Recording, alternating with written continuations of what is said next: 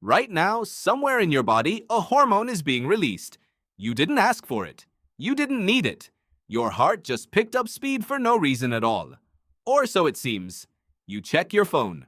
A red notification bubble sits on an email icon. Your palms go damp. Your jaw tightens. Nothing in the room has changed. No danger exists within 100 miles of you.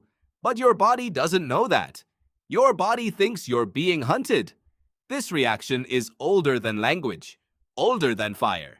It was built for a world that no longer exists, and yet it fires every single day, sometimes dozens of times, inside a body sitting perfectly still in an office chair.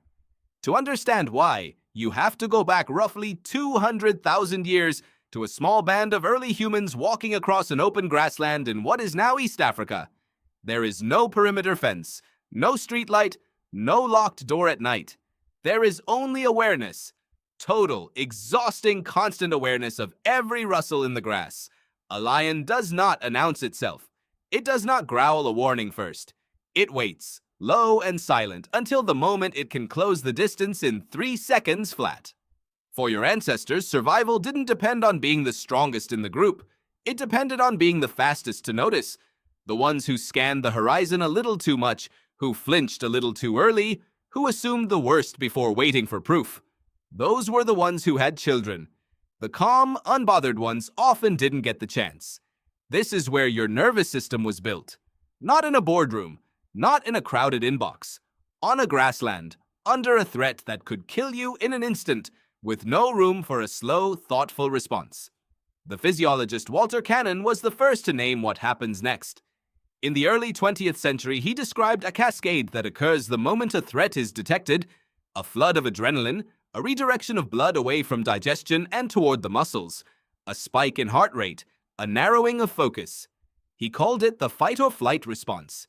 It is not a metaphor. It is a physical, chemical event, and it happens in a fraction of a second, long before you've consciously decided anything is wrong. Here is the part that should stop you. This system cannot tell the difference between a lion and a deadline. Neuroscientist Robert Sapolsky spent decades studying stress in primates and humans, and his central finding is almost uncomfortably simple.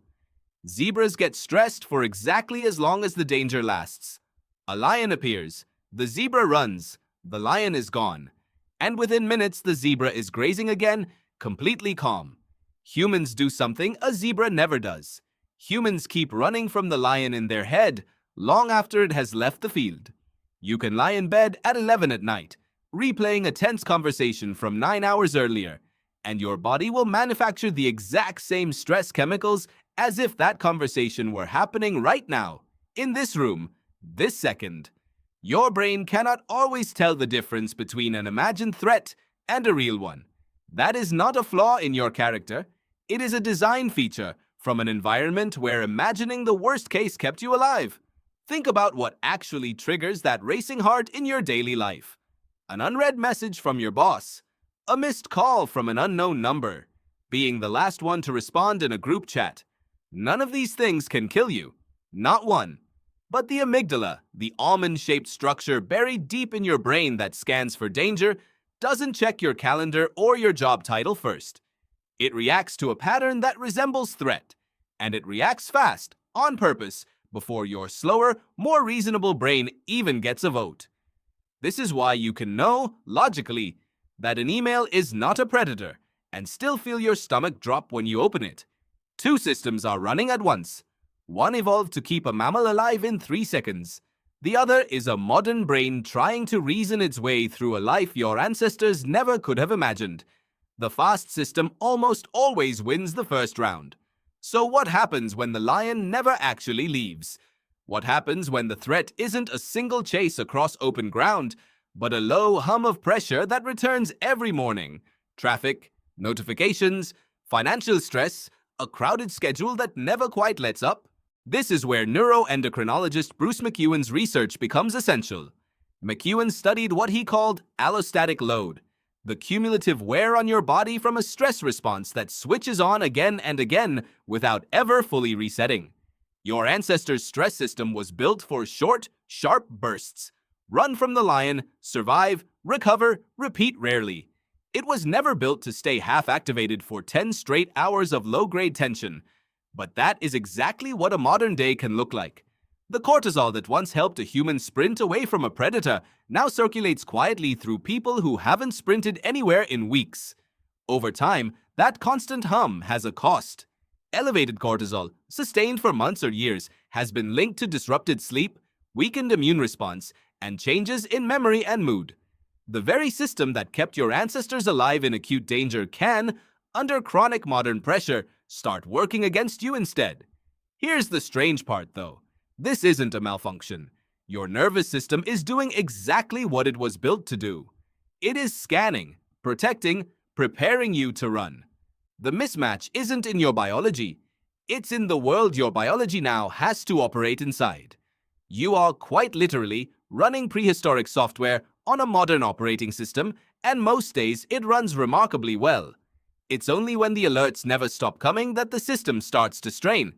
Consider your own last week. How many times did your heart actually need to speed up to save your life? And how many times did it speed up anyway? In traffic, in an argument, waiting for a text back, watching a number on a screen change? Each of those moments, your body prepared you to fight or to run. And each time, you did neither. You just sat there, fully mobilized, with nowhere for that energy to go. This is why movement matters so much for stress, more than most people realize. Exercise isn't just good for your heart in the long run. It gives your body the one thing that prehistoric stress response was designed to end with: the running. Completing the physical loop that fight or flight was built to demand is often the fastest way to tell your nervous system the danger has passed, because in the ancestral environment, movement itself was the signal for safety. Stillness, paradoxically, is what your body has never fully learned to trust. None of this means you're broken or weak or overreacting when your palms sweat before a presentation or when your chest tightens before opening a difficult message. It means you are carrying an inheritance, a survival system so effective it kept an entire species alive across ice ages, migrations, and famine, now firing inside a body that mostly just needs to sit through a meeting. Your ancestors didn't have the luxury of a stress response that waited for certainty. Neither do you, at least not automatically. But you do have something they never had: the ability to notice the pattern while it's happening, to recognize that racing heart for what it actually is, not proof that something is wrong, just an old, loyal system still scanning the grass for lions that left 200,000 years ago. So tonight, when your phone buzzes and your stomach tightens before you've even looked at the screen, you'll know what's actually happening. There is no lion. There never was. There's just a brain that hasn't stopped looking for one.